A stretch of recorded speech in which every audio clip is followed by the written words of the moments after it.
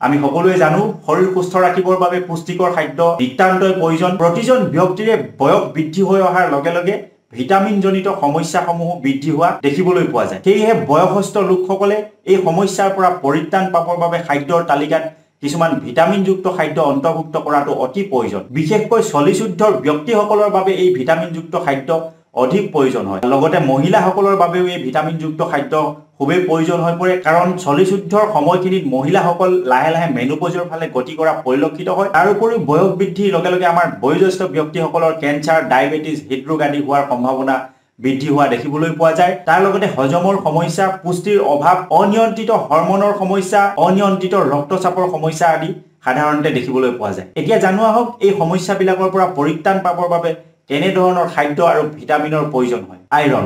ৰক্তহীনতা সমস্যা প্ৰতিৰোধৰ বাবে আইৰণে মুখ্য ভূমিকা পালন কৰে। একোজন প্ৰাপ্তবয়স্ক পুৰুষৰ 0.9 মিলিগ্ৰাম দৈনিক আইৰণৰ প্ৰয়োজন হয়।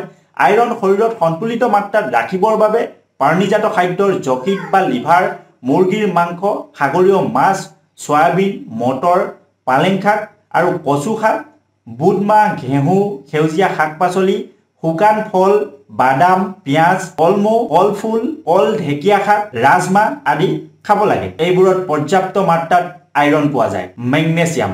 উচ্চ ৰক্তচাপ নিয়ন্ত্ৰণৰ বাবে মেগনেছিয়ামযুক্ত খাদ্য খোৱাটো অত্যন্ত প্ৰয়োজন। মেগনেছিয়াম সেউজীয়া শাক পাচলি, মচুৰ দাইল, বাদাম, ৰঙালাও আদিত পোৱা যায়। পটাছিয়াম। চলিশুদ্ধৰ ব্যক্তিসকলৰ হাৰ্ট ষ্ট্ৰক সম্ভাৱনা বৃদ্ধি হয়। এই সমস্যাৰ পৰা হাত সাৰিবৰ বাবে পটাছিয়ামযুক্ত খাদ্য গ্ৰহণ কৰাটো অত্যন্ত প্ৰয়োজন হয়। পটাছিয়াম শৰীৰত পৰ্যাপ্ত পৰিমাণে পাবৰ বাবে কল, কমলা, ৰঙালাও, সেউজীয়া শাক পাচলি, সয়াবিন আদি খাব লাগে। এইবোৰত পটাছিয়াম প্ৰচুৰ পৰিমাণে পাব পাৰি। Vitamin B12। শৰীৰৰ ৰক্ত সঞ্চালন স্বাভাৱিক ৰখাৰ লগতে মস্তিষ্কৰ কাৰ্যক্ষমতা বৃদ্ধিৰ বাবে ভিটামিন B12 অতি জৰুৰী। এই ভিটামিন B12 পুৰাবৰ বাবে মুৰ্গীৰ মাংস, গাখীৰ, ডিম, দৈ আৰু পনীৰ আদি খাব পাৰে। এইবোৰ খাদ্যত ভিটামিন B12 পৰ্যাপ্ত পৰিমাণে থাকে। Vitamin D.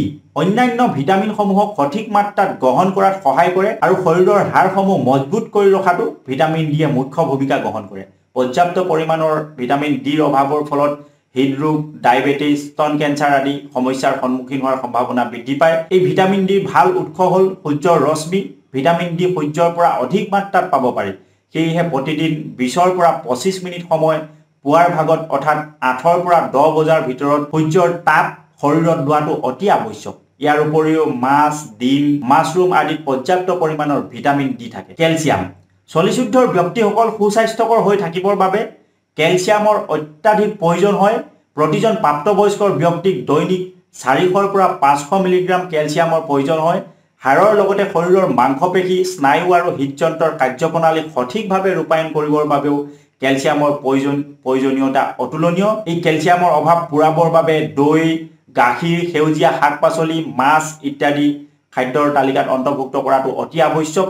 100 গ্ৰাম গাখীৰত প্ৰায় 190 মিলিগ্ৰাম আৰু 1 কাপ টেঙা দৈত প্ৰায় 400 মিলিগ্ৰাম কেলছিয়াম থাকে। আধা বাটি সেউজীয়া সিজোৱা শাক পাচলিত 100 মিলিগ্ৰাম কেলছিয়াম পোৱা যায়। 100 গ্ৰাম পাভ মাছত 310 মিলিগ্ৰাম কেলছিয়াম পোৱা যায়।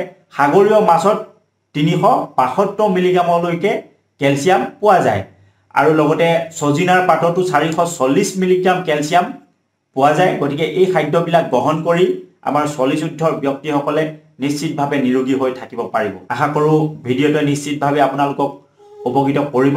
যদি আপোনালোকক উপকৃত কৰা বুলি ভাবে তেনেহ'লে ভিডিঅ'টো এটা লাইক কৰি দিব আৰু আপোনাৰ লগতে যাতে সকলো বয়োজ্যেষ্ঠ ব্যক্তিয়ে এই খাদ্যসমূহ গ্ৰহণ কৰি সুস্থ সবল জীৱন যাপন কৰিব পাৰে তাৰ বাবে মোৰ এই ভিডিঅ'টো ফেচবুক, হোৱাটছআপ আদিত শ্বেয়াৰ কৰি দিব। আপোনালোকক স্বাস্থ্য সম্পৰ্কে সজাগ আৰু সচেতন কৰি সুস্বাস্থ্যৰ অধিকাৰী কৰাটোৱে আমাৰ প্ৰধান লক্ষ্য আৰু উদ্দেশ্য।